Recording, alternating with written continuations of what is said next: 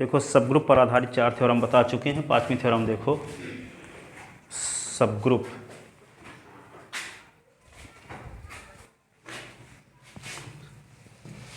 तो सब ग्रुप पर किसी ग्रुप का कोई कॉम्प्लेक्स ग्रुप जी का सब ग्रुप कब होता है, उसके लिए 2 थ्योरम बताई गई हैं और उसमें से 2 एक्स्ट्रा और थ्योरम बताई गई थी कि कॉम्प्लेक्स पर आधारित। एक थ्योरम का स्टेटमेंट ये है जो कि बहुत इम्पॉर्टेंट हमेशा यूज होती है। किसी ग्रुप का, देखो यहाँ पे थ्योरम ये है, थ्योरम 5th, किसी ग्रुप जी का एक फाइनाइट सबसेट, ग्रुप जी का एक फाइनाइट सबसेट एच, उप समुच्चय जिसको कहते हैं सबसेट को, सबसेट एच ग्रुप जी का सबग्रुप होगा कब? यदि और केवल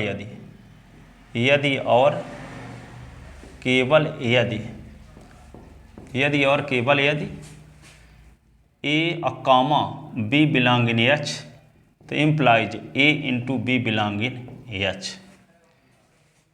ठीक है, ए कामा, ठीक है, A comma B belong in H, तो A into B belong in H दिखा दो तो एच ग्रुप जी का सब ग्रुप हो जाएगा। ठीक है, बशर्ते एच क्या हो, ग्रुप जी का एक फाइनाइट सबसेट हो। फाइनाइट सबसेट यानी ऐसा उप समुच्चय हो जिसमें एलिमेंट की संख्या को गिना जा सकता है, ऐसा नहीं है कि इनफाइनाइट एलिमेंट हो। ठीक है, तो देखो यहाँ पे necessary condition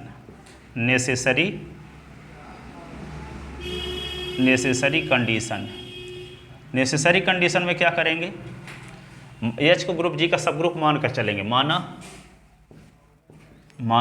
H group G का सब ग्रुप है, ग्रुप जी का सब ग्रुप है, तब हमें सिद्ध करना है, क्या सिद्ध करना है? तब हमें सिद्ध करना है कि A comma B belong in H, the implies A into B belong in H, A into B belong in H. अब देखो, तो जब एच ग्रुप जी का सब ग्रुप है, तब एच ग्रुप जी में डिफाइंड, तब एच ग्रुप जी में डिफाइंड बाइनरी ऑपरेशन के respect,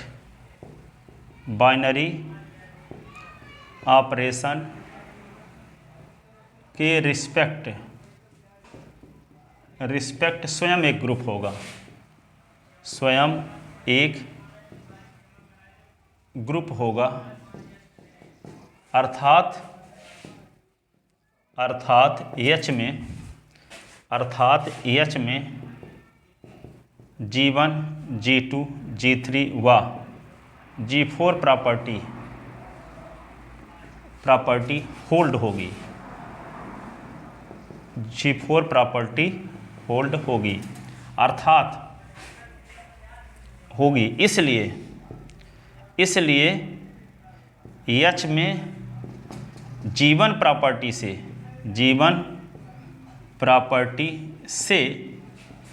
A comma B belong in H, तो implies A into B belong in H. Prove हो गया, देखो। ठीक है, यदि एच को हम ग्रुप जी का सब ग्रुप मानकर चलेंगे तो क्या होगा, एच ग्रुप जी में डिफाइंड बाइनरी ऑपरेशन के रिस्पेक्ट स्वयं एक ग्रुप होगा, अर्थात एच में चारों प्रॉपर्टी होल्ड होगी। और जब चारों प्रॉपर्टी होल्ड होगी तो संबरक नियम से क्या हो जाएगा, A comma B belong in H, A into B belong in H. ये तो हमें सिद्ध भी करना था कि एच को ग्रुप जी का सब ग्रुप मानकर चलो तो ये दिखाओ। Hence condition is necessary. Hence condition is necessary. Sir इसमें वो नहीं दिखाएंगे क्या? मतलब जैसे चारों प्रॉपर्टी कैसे? अरे तब सफिशिएंट कंडीशन में दिखाएंगे, नेसेसरी में तो यही सब में दिखाए हैं। तो सर मतलब जहाँ जहाँ ये नेसेसरी वाला लगाते तो ऐसे ही कर देना है उसमें, नहीं तो वो कोई ना कोई प्रॉपर्टी लग जाती थी। हाँ, एच जब ग्रुप जी का सब ग्रुप है तो सब ग्रुप, तो मतलब जैसे जो भी लग जाएगा प्रॉपर्टी वहाँ पे, तो मतलब ऐसे ही लिख देंगे ना उसमें भी कि चारों प्रॉपर्टी होल्ड हो रही है इससे कंडीशन में। जब कोई आदमी पीएचडी किया है तो 12वीं पढ़ा होगा कि नहीं पढ़ा होगा, 10वीं पढ़ा होगा, ठीक है, तो ये बता दो, ये सिद्ध कर दो कि वे जब पीएचडी किया है ये बता दो, तो वे 10वीं पास होगा, कंफर्म है। तो हम क्या माने हैं एच को, ग्रुप जी का सब ग्रुप है। तो सब ग्रुप कब होता है, जब ग्रुप की सारी प्रॉपर्टी होल्ड होती है। तो जब एच को ग्रुप जी का सब ग्रुप मानकर चले हैं तो सिर्फ ये करना है कि A B belong in H, into B belong in H, तो जानते ना हो क्लोजर प्रॉपर्टी है। यही तो हमें सिद्ध करना था आवश्यक प्रतिबंध में कि ए और बी यदि एच के एलिमेंट है तो दोनों का गुणनफल एच को बिलोंग करेगा। इसका रीजन दो, तो रीजन क्या दोगे, क्योंकि मानकर चले हैं कि एच ग्रुप जी का सब ग्रुप है। तो जब एच ग्रुप जी का सब ग्रुप है तो ग्रुप के में डिफाइंड बाउंड्री ऑपरेशन के रिस्पेक्ट एच ग्रुप की सारी प्रॉपर्टी को होल्ड करता होगा, तो क्लोजर प्रॉपर्टी से ये हो गया, क्लोजर प्रॉपर्टी से ये, ठीक है ना। तो वही है कि जब एच को हम पहली कंडीशन में यही ना करना है कि एच को सब ग्रुप मानकर चलना है, तो सिद्ध करना है कि A B belong in H, A into B belong in H. दूसरी कंडीशन में क्या दिखाना होगा कि एच ग्रुप जी का सब ग्रुप नहीं है, फाइनाइट सबसेट है और उसमें दो ये प्रॉपर्टी होल्ड होती है। तो इस प्रॉपर्टी की मदद लेते हुए ये दिखाना पड़ेगा कि एच में ग्रुप की सारी प्रॉपर्टी होल्ड हो रही है। सफिशिएंट कंडीशन में चारों प्रॉपर्टी दिखाए हैं।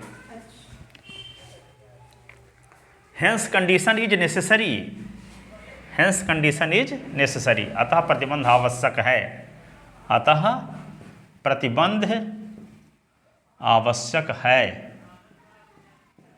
ठीक है। अब देखो सफिशिएंट कंडीशन, इनको टाइम लगा के तैयार करो, नहीं तो लास्ट तक में जानते हो 5 यूनिट खत्म हो जाएगा, आपको जी ग्रुप है सब ग्रुप है, लास्ट तक इसे ही दिखेगा बस, और कुछ याद ही ना आएगा।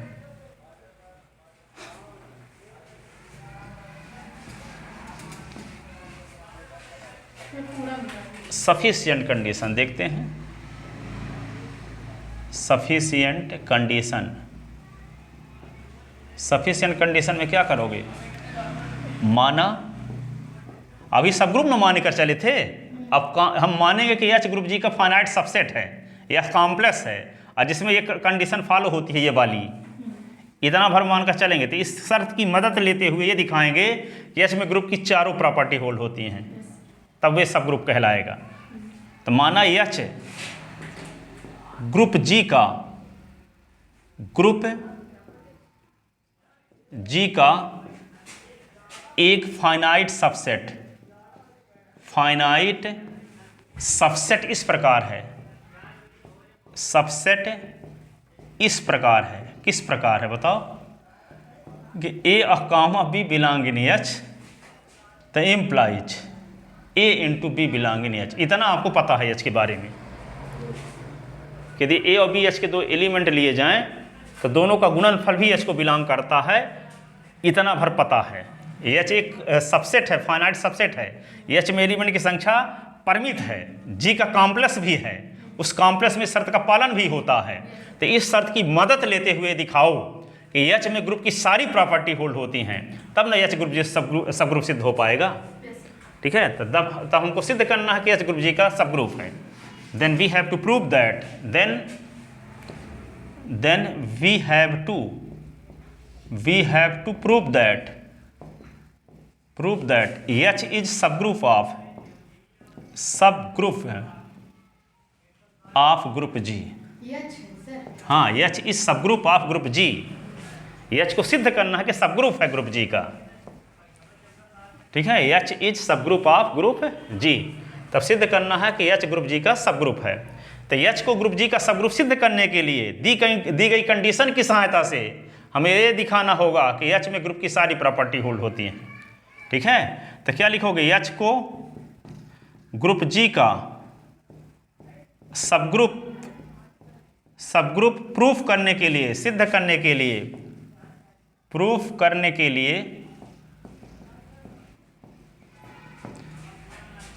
लिए दी गई कंडीशन की सहायता से, दी गई कंडीशन की सहायता से हमें यह दिखाना पर्याप्त होगा, यह दिखाना पर्याप्त होगा कि एच में ग्रुप की सारी प्रॉपर्टी होल्ड होती हैं, सारी प्रॉपर्टीज होल्ड होती हैं, सारी प्रॉपर्टीज होल्ड होती हैं, ठीक है ना। Then we have to prove that H is subgroup of group G. H को ग्रुप जी का सब ग्रुप प्रूव करने के लिए दी गई कंडीशन की सहायता से हमें यह दिखाना पर्याप्त होगा कि एच में ग्रुप की सारी प्रॉपर्टी होल्ड होती हैं। अब देखते हैं पहले जीवन प्रॉपर्टी। तो जीवन प्रॉपर्टी तो क्वेश्चन में दिया है, देखो A B belong in H, तो A into B belong in H, ठीक है। तो यहाँ हमको ये नाम थोड़ा भूल जाता है, क्या G1 G2 G3 G4 G5 को क्या बोलते हैं? जीवन को क्लोजर कहते हैं, G2 को एसोसिएटिव कहते हैं, G3 को एग्जिस्टेंस ऑफ आइडेंटिटी एलिमेंट और G4 को एग्जिस्टेंस ऑफ इनवर्स एलिमेंट। हाँ, अब G5 को कॉम्पिटेटिव ला, ठीक है। तो इन सबको तैयार करो, अब अगले संडे टेस्ट देने भी आना। एक सेक्शन रहेगा ग्रुप थ्योरी का, एक सेक्शन रहेगा लीनियर अलजेब्रा। फाइनल का सेकंड ईयर का दोनों दिया करेंगे, ठीक है। 3-3 क्वेश्चन बन जाएगा ना, 3-3 6 क्वेश्चन लगाना रहेगा 2 घंटे में। लिखोगे तो जिसको तैयार करके आओगे, लिख दोगे तो परफेक्ट हो जाएगा। अब सर तो जिसको तैयार करके आए वो टेस्ट में नहीं लेगा, नहीं तो नहीं आएगा तब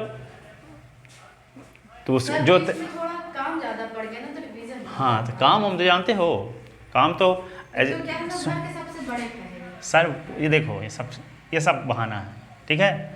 आप करना जिसको चाहते हो उसके लिए टाइम मिल जाएगा, ठीक है। कितना, एक तैराकी प्रतियोगिता में एक लेडीज प्रथम स्थान आई थी, तो वे जानते हो पूरे 4 साल में 10,000 घंटे तैरी थी। कहने का मतलब 10 घंटे डेली, चाहे ठंडी हो, चाहे सर्दी जुकाम किया हो, चाहे बहन की शादी हो, चाहे रक्षाबंधन हो, चाहे दीपावली हो, रोज 10 घंटे, किसी एक दिन का गैप नहीं। 4 साल में 10 घंटे डेली, किसी संडे को नहीं कि किसी दिन आज सर्दी जुकाम है तो तैरने नहीं जाते, 10 घंटे डेली। जिसका ड्रीम होता तो अब हम लोगों का ड्रीम नहीं रहेगा 10 घंटे तैरने जाएंगे ठंडी में तो मर भी जाएंगे। पर जिसका ड्रीम होता है वो इसके लिए कुछ भी करेगा, कुछ नहीं तबीयत खराब होगी, ठीक है ना। तो यहाँ पे देखो, उसके लिए कोई बहाना था क्या? काम उसके पास ना रहा होगा, उसकी बहन की शादी ना हुई रही होगी, उसकी सर्दी जुकाम ना हुआ रहा होगा कभी, ठीक है। तो वे सब किनारे रखते हैं एक साइड में, और वे काम में महत्वपूर्ण काम को, 2 प्रकार के काम होते हैं, एक जरूरी काम होता है, एक महत्वपूर्ण काम। 93% लोग महत्वपूर्ण काम करते हैं। महत्वपूर्ण काम जानते हो किसे कहते हैं? जो आपकी मकसद की डायरेक्शन में किया गया काम महत्वपूर्ण काम कहलाता, बाकी सब जरूरी हैं। तो पहले किसको काम प्राथमिकता दो? महत्वपूर्ण काम को। तो महत्वपूर्ण काम करने का प्राथमिकता दोगे। मान लो सपोज करते हैं सुबह उठो 4 बजे से, 4 बजे से और 10 बजे तक में, 9:30 बजे तक में कितने घंटे हो गए? 5 घंटे। 5 घंटे में 2.5 घंटे सेकंड ईयर, 2.5 घंटे फाइनल पढ़ लो, ये महत्वपूर्ण काम है। तो बाकी काम करने का टाइम फिर मिल जाएगा, ठीक है। और यदि आप ये काम करें नहीं तो हो सकता है ये पढ़ने का फिर टाइम ना मिले आपको, जरूरी काम में लगे रह जाओगे। और रिजल्ट कौन देंगे? महत्वपूर्ण काम, ठीक है। वो काम आपके वही आने वाले हैं, पर हम क्या करते हैं, उसी काम को ज़्यादा टालते हैं, बाकी सब करेंगे, ये सब बचा रहेगा रोज का रोज, ठीक है। तो यहाँ पे एच में ग्रुप की सारी प्रॉपर्टी होल्ड होती है, ये प्रूव करना है। तो सबसे पहले क्या दिखाएंगे? जीवन closure property. Closure property, closure property को हिंदी में कहते हैं संबरक नियम। संबरक नियम, ठीक है। तो यहाँ पे देखो, for all A comma B belong in H implies A into B belong in H, दी गई कंडीशन से, दी गई कंडीशन से अतः एच में जीवन प्रॉपर्टी होल्ड होती है। जीवन प्रॉपर्टी होल्ड होती है, होल्ड यानी पालन होता है, संबरक नियम का पालन होता है, ठीक है। दूसरा क्या लिखेंगे? G2। G2 का मतलब होता है एसोसिएटिव लॉ। एसोसिएटिव लॉ, इसको हिंदी में कहते हैं साहचर नियम। क्या कहते हैं?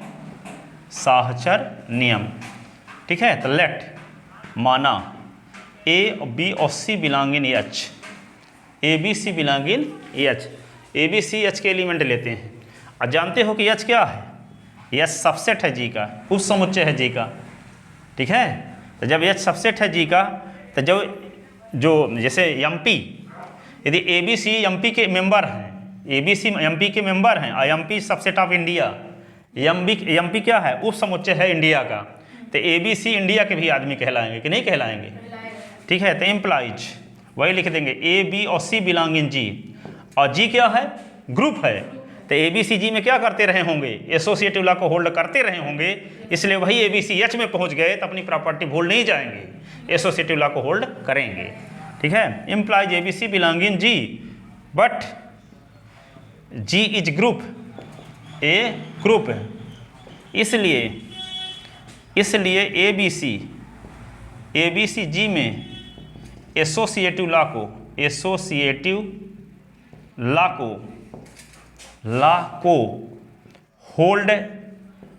रहे होंगे, इसलिए ए बी सी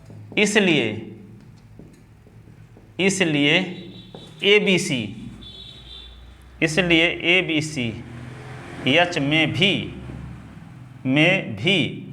एसोसिएटिव लॉ को होल्ड करेंगे। क्या किए? ए बी सी हम एच के एलिमेंट ले लिए, एच उप समुच्चय है जी का। ठीक है, एच क्या है? उप समुच्चय है जी का। तो जब एच उप समुच्चय है जी का, तो एच के सभी एलिमेंट जी में कंटेन होंगे, तो ए बी सी बिलोंग इन जी, और जी क्या है? ग्रुप है। तो जब ग्रुप है तो ए बी सी जी में क्या करते रहे होंगे? एसोसिएटिव लॉ को होल्ड करते रहे होंगे, इसलिए वही एलिमेंट जब एच में पहुंच गए तो अपनी प्रॉपर्टी भूल नहीं जाएंगे, अर्थात एच में भी एसोसिएटिव लॉ को होल्ड करेंगे। ठीक है, इस प्रकार G2 प्रॉपर्टी भी एच में सेटिस्फाई होती है। ठीक है, अतः एच में G2 प्रॉपर्टी भी होल्ड होती है। अतः एच में G2 प्रॉपर्टी होल्ड होती है।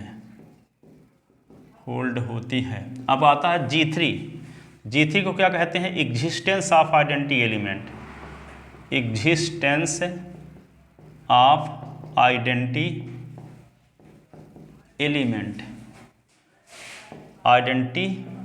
एलिमेंट, इसी को हिंदी में कहते हैं तत्समक अवयव का अस्तित्व, तत्समक अवयव का अस्तित्व, तत्समक अवयव का अस्तित्व। ठीक है, अब देखो हियर गिवन दैट, यहाँ दिया है, क्या दिया है? ए और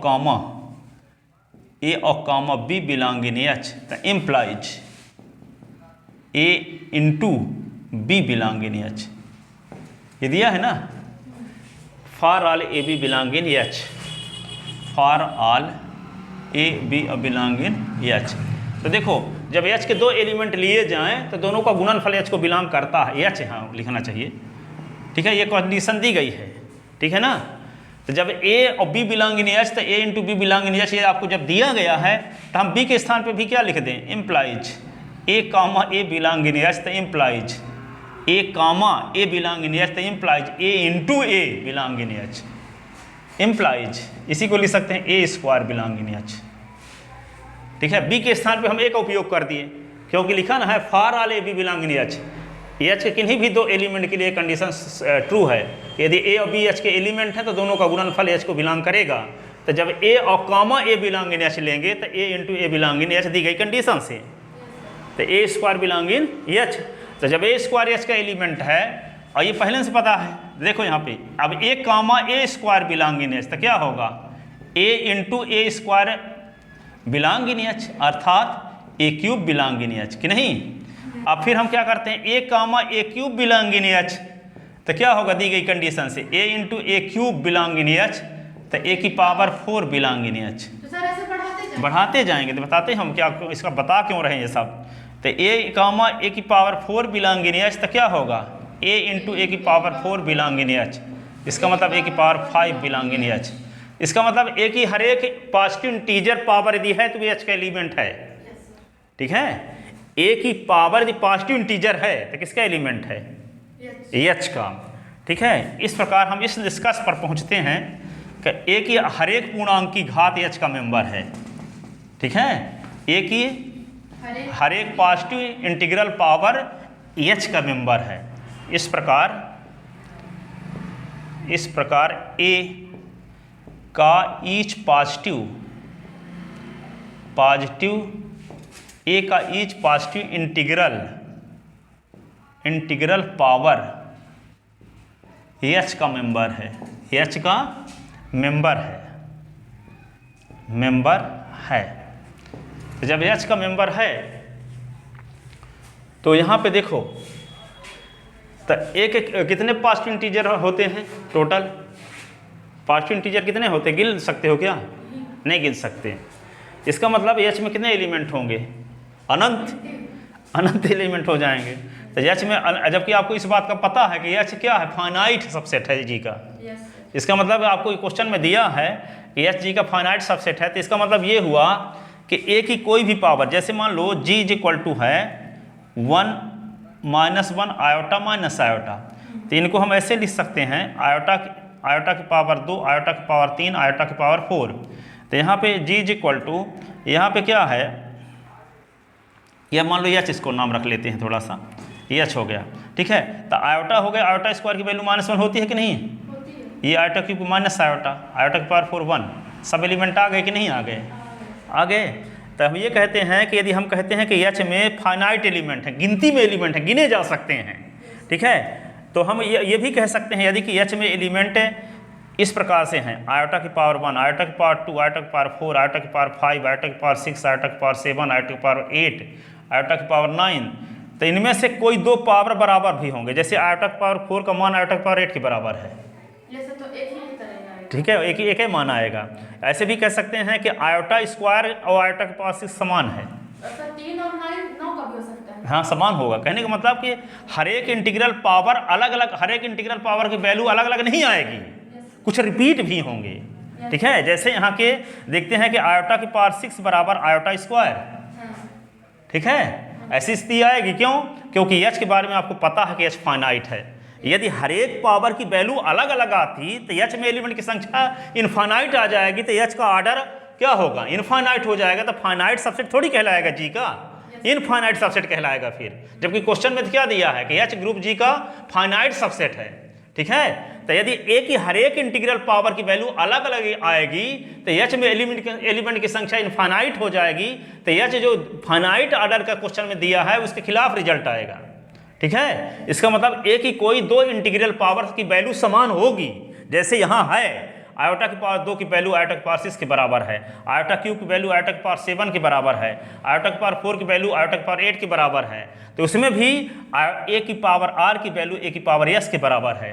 होगा ऐसा कि नहीं? तभी ना एलिमेंट की संख्या फाइनाइट हो पाएगी। यदि हर इंटीग्रल पावर की वैल्यू डिफरेंट आएगी तो एच में एलिमेंट की संख्या इनफाइनाइट हो जाएगी, जो कि दिया है कि एच ग्रुप जी का फाइनाइट सबसेट है। ठीक है ना? इसका मतलब ए की हर एक इंटीग्रल पावर की वैल्यू समान नहीं होगी। ठीक है, ए की हर एक इंटीग्रल पावर की वैल्यू डिफरेंट नहीं होगी, कुछ रिपीट भी होंगे, कुछ रिपीट होंगे। तो मान लेते हैं कि ए की पावर आर बराबर ए की पावर एस, जबकि क्या है आर बड़ा है एस से, यानी आयोटा की पावर 6 बराबर आयोटा की पावर 2। तो यहाँ पे क्या है 6 बड़ा है 2 से। ठीक है, तो यहाँ पे यदि हम आयोटा की पावर माइनस जो छोटा है, आयोटा की पावर 6 बराबर आयोटा की पावर 2 है, तो यदि हम आयोटा की पावर -2 का गुणा कर दें दोनों साइड में, तो ये क्या होगा आयोटा की पावर 6 - 2, ये होगा iota square upon iota square, तो कट गया। तो आयोटा की पावर क्या हो जाएगा, आयोटा की पावर 6 - 2 = हो जाएगा 1, जिसको हम आइडेंटिटी एलिमेंट भी बोल सकते हैं। ई नहीं बोल सकते? ये कट जाए तो 1 आएगा, 1 आइडेंटिटी एलिमेंट है। तो आयोटा की power 6 minus 2 is equal to क्या हुआ, क्या हुआ, ई। तो आयोटा की पावर 6 माइनस 2, तो ये ई आ गया। ई क्या है, आइडेंटिटी एलिमेंट, आइडेंटिटी एलिमेंट का एग्जिस्टेंस है। तो इस प्रकार अब जो हम बोल गए उसी को थोड़ा शब्द में लिखते हैं। ये तो समझाने के लिए है, जब तक इसको नहीं समझोगे तो वो आगे वाला समझ में आएगा ही नहीं। ठीक है, आयोटा वाला, जब आयोटा वाला समझ में आ गया तब ये समझ में आएगा। ठीक है, इस प्रकार ए का ईच इंटीग्रल पावर एच का मेंबर है। ठीक है, but H is finite, but H is finite subset of G, finite subset of G. ठीक है, इसलिए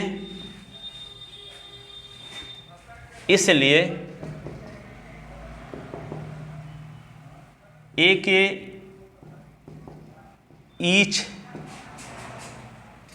ईच इंटीग्रल, ए के ईच पॉजिटिव इंटीग्रल पावर की वैल्यू डिफरेंट नहीं होगी, डिफरेंट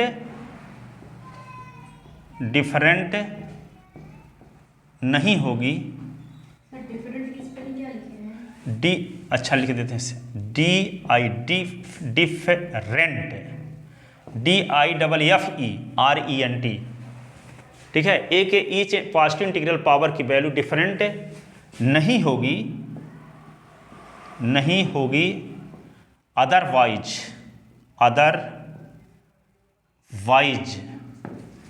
एच का ऑर्डर इनफाइनाइट हो जाएगा, एच का ऑर्डर इनफाइनाइट हो जाएगा,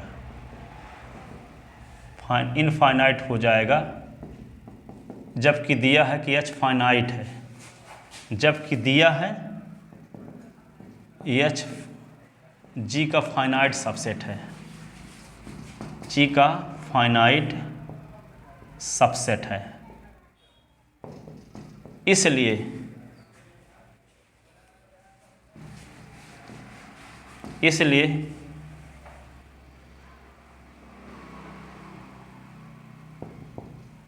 ए की पावर आर बराबर ए की पावर एस, जहाँ आर बड़ा है एस से और आर एस पॉजिटिव इंटीजर है, एंड आर वाई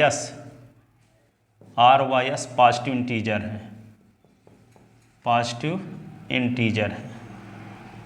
ठीक है, हर पॉजिटिव इंटीजर की वैल्यू यदि डिफरेंट होती तो एच में एलिमेंट की संख्या अनंत हो जाएगी, और जब एच में एलिमेंट की संख्या अनंत हो जाएगी तो इसका विरोध आ गया कि एच फाइनाइट है। क्वेश्चन में दिया ना कि एच फाइनाइट है, तो जब एच में एलिमेंट की संख्या इनफाइनाइट होगी तो फाइनाइट कैसे रह जाएगा वे।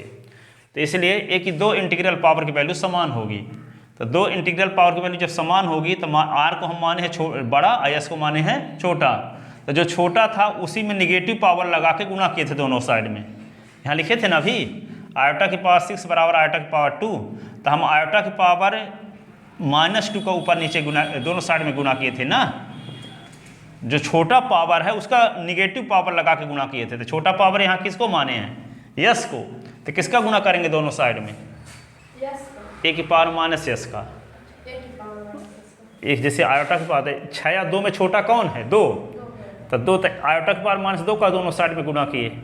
तो यहाँ आर को बड़ा माने हैं, एस को छोटा, तो ए की पावर माइनस एस का दोनों साइड में गुणा करेंगे। तो गुणा करते हैं तो क्या होगा, ए की पावर आर, ए की पावर माइनस एस, ए की पावर एस, ए की पावर माइनस एस। ठीक है, अब क्या हो जाएगा, ये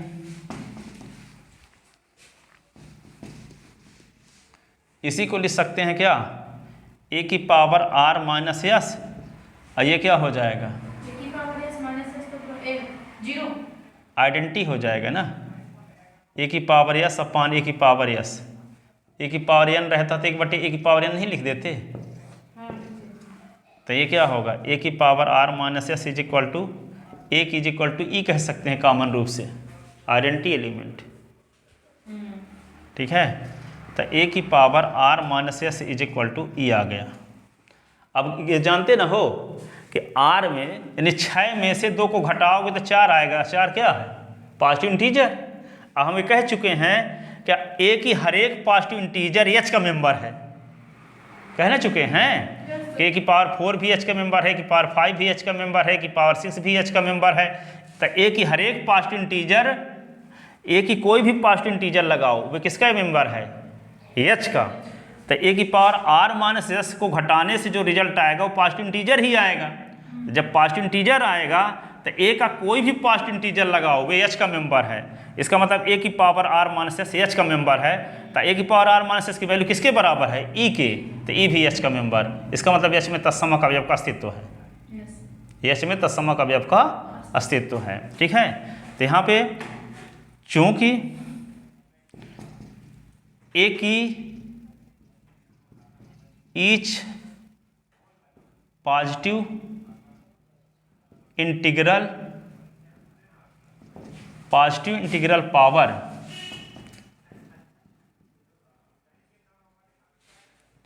चूंकि ए की each positive integral power H का मेंबर है, एच का मेंबर है, और आर माइनस एस भी पॉजिटिव इंटीजर है, पॉजिटिव इंटीजर है, इसलिए ए की power R minus S belonging H. A की power R minus S belonging H. लेकिन ए की पावर आर माइनस एस का मान किसके बराबर है? ए की पावर आर माइनस एस का मान किसके बराबर है? तो इसका मतलब ई बिलोंगिंग एच। यही तो हमारा मकसद था कि एच में तत्समक अवयव का अस्तित्व है। तो दिखा दिए कि एच में तत्समक अवयव का अस्तित्व है। ठीक है। अतः एच में तत्समक अवयव का अस्तित्व है। बाकी एक और दो तो G1 G2 तो वैसे नहीं था, लिखना था सामान्य चीजें, तर्क तो सिर्फ इसी में था। अतः एच में आइडेंटिटी एलिमेंट या तत्समक अवयव, आइडेंटिटी एलिमेंट का अस्तित्व है, अस्तित्व है। अब क्या दिखाएंगे? Existence of inverse element, G4 property. क्या बोलते हैं इसको? Existence of inverse element, existence of inverse element. ठीक है। तो क्या लिखोगे?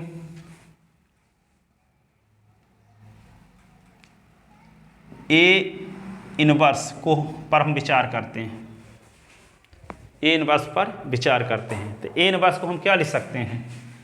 ई इंटू ए इनवर्स लिख सकते हैं, लिख सकते हैं। ए इनवर्स को क्या लिख सकते हैं? E into A inverse. अब ई की वैल्यू किसके बराबर है? ए की पावर आर माइनस एस के बराबर है। तो यहाँ लिखे देते हैं ए की पावर आर माइनस एस और एक इनवर्स। यहाँ लिख देते हैं ई बराबर ए की पावर आर माइनस एस। हम सिद्ध कर चुके हैं, सिद्ध कर चुके हैं। हाँ, बगल में। ठीक है। तो ई के स्थान पे हम क्या लिख दे? ए की पावर आर माइनस एस। अब सुनो, आधार समान होने पर घात जुड़ती है कि नहीं? तो ए की पावर क्या होगा? आर माइनस एस और प्लस माइनस 1। तो ए की पावर क्या आ गया? R minus S minus 1। ठीक है। अब देखो, चूंकि R minus S is greater than or equal क्या 1, कहाँ पे? बगल में कि आर माइनस एस का मान क्या है? जैसे हम लिखे थे आयोटा की पावर 6 और आयोटा की पावर 2 लिखे थे ना, दोनों बराबर है। तो यहाँ देखो 6 और 2 का घटाओ तो क्या आता है? 4 ना आ रहा है।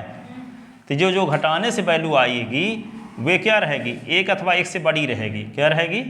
1 अथवा 1 से बड़ी। तो ये देखो बड़ी है।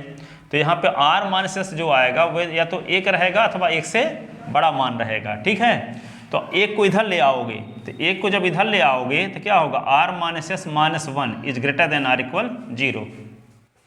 1 को इधर लाए तो इसका मतलब क्या हुआ, r minus S minus 1, r minus S minus 1 एक पॉजिटिव इंटीजर होगा, एक पॉजिटिव इंटीजर होगा। और जब पॉजिटिव इंटीजर होगा तो आप देख चुके हो कि एक में कोई भी पॉजिटिव इंटीजर लगाते हैं वो एच का मेंबर है।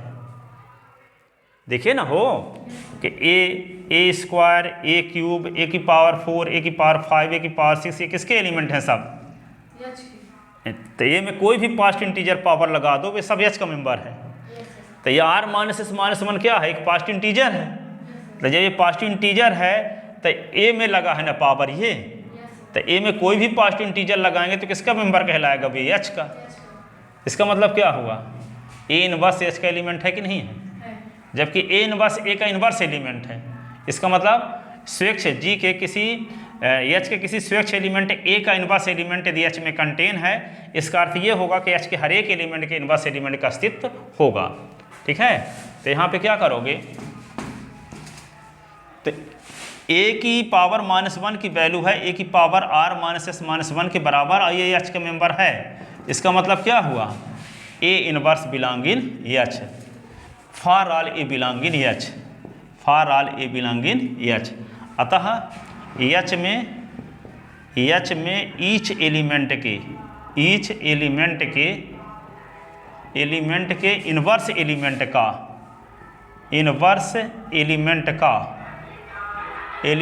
का एग्जिस्टेंस है, ठीक है। अतः एच में ईच एलिमेंट के इनवर्स एलिमेंट का एग्जिस्टेंस है। इस प्रकार हम देखते हैं, इस प्रकार हम देखते हैं, क्या देखते हैं कि एच में ग्रुप की सारी प्रॉपर्टी होल्ड होती हैं, होल्ड होती हैं। अतः एच ग्रुप जी का एक सब ग्रुप है। Hence condition is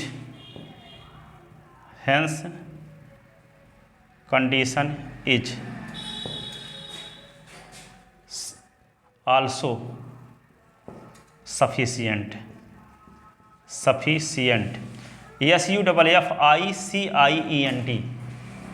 hence condition is also sufficient। अतः प्रतिबंध पर्याप्त भी है, अतः प्रतिबंध पर्याप्त भी है, अतः प्रतिबंध पर्याप्त भी है। तो एक बार हम एच को ग्रुप जी का सब ग्रुप मानकर चले तो दिखा दिए कि दी गई कंडीशन सेटिस्फाई होती है। और एक बार हम एच को कॉम्प्लेक्स मानकर चले और परिमित कॉम्प्लेक्स मानकर चले जी का, और उसमें एक कंडीशन का पालन होता है A B belong in H, तो A into B belong in H. तो इस शर्त की मदद लेते हुए हम ये दिखाए कि एच में ग्रुप की सारी प्रॉपर्टी होल्ड हो जाती हैं, और जब एच में ग्रुप की सारी प्रॉपर्टी होल्ड हो जाती हैं तो एच क्या कहलाएगा, ग्रुप जी का सब ग्रुप।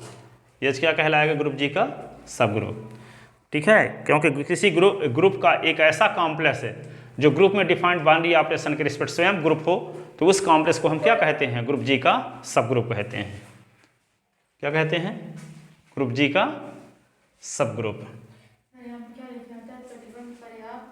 भी है, पर्याप्त भी है।